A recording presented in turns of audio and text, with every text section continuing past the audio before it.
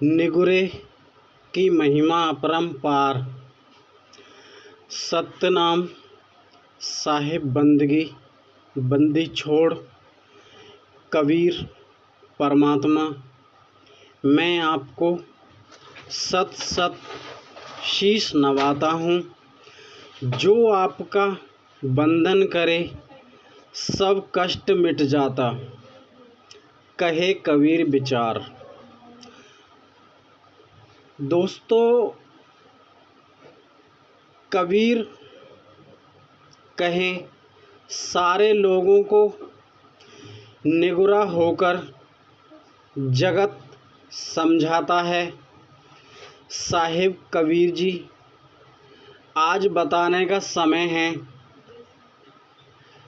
कि हम सच में कौन हैं और किस कुल से हैं और हमारा गुरु कौन है।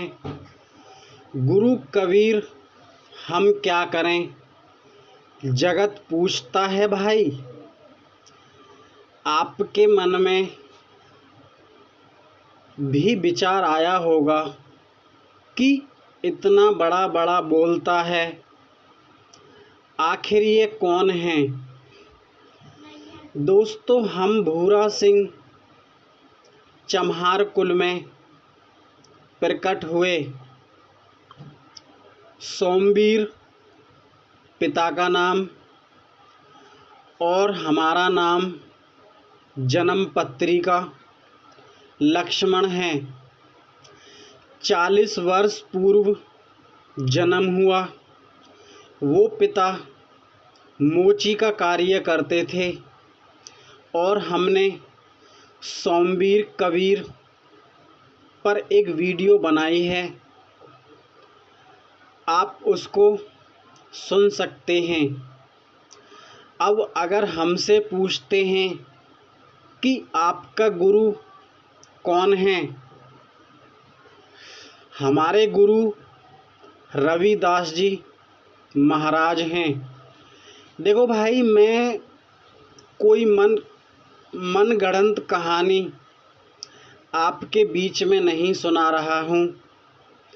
आपको वास्तविक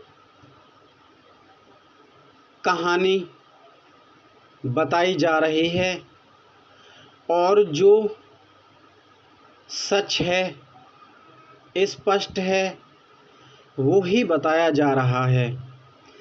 आपको सब कुछ मूल से ही समझाया जा रहा है। अब बात करते हैं दोस्तों, वेद ग्रंथों की रचना कैसे हुई। गुरु कबीर कहते हैं, जिस प्रकार उस दाता ने श्वास ली, श्वासों के द्वारा ये वेद आए। विरला ही कोई वेदों को जान पाए। वेदों की रचना दोस्तों ऐसे हुई है। हम पहले भी बताते हैं, जिस भी भाई को अपना वहम मिटाना हो वो हमारे चैनल पर आकर अपना वहम मिटा सकते हैं। देखो दोस्तों, मैं आपको एक बात बताऊं, मेरी बात को आप सच मानना और स्पष्ट मानना। क्योंकि देखो दोस्तों, मैं किसी से द्वेष, किसी से लड़ाई दंगल मैं नहीं करना चाहता हूँ। क्यों दोस्तों, मेरी हॉबी नहीं है कि मैं आपसे लड़ाई करूं। मैं तो दोस्तों बहुत विनम्र होकर इस आपके साथ रहना चाहता हूं। किसी भी बात का कोई द्वेष नहीं करना चाहता हूं। मैं केवल आपको सच प्रकट करने का प्रयास कर रहा हूं। मेरे चैनल पर आकर आप सब कुछ प्राप्त कर सकते हैं। अगर आपसे मैं ये भी कहूँ कि तो भी दोस्तों झूठ नहीं है जैसी जिसकी बुद्धि वैसी उसकी वृद्धि। आप जानते हैं हमने जो भी बताया है वेद के अनुसार ही आपको बताया है। क्यों दोस्तों, हम जानते हैं वेदों से हटकर बताना और समझाना अच्छी बात नहीं है। बड़े बड़े बुद्धिमानों से पूछना वेद से पहले भी सत्य था दोस्त। बड़े बड़े अनुमान नहीं लगा पाते। क्यों? देखो दोस्तों,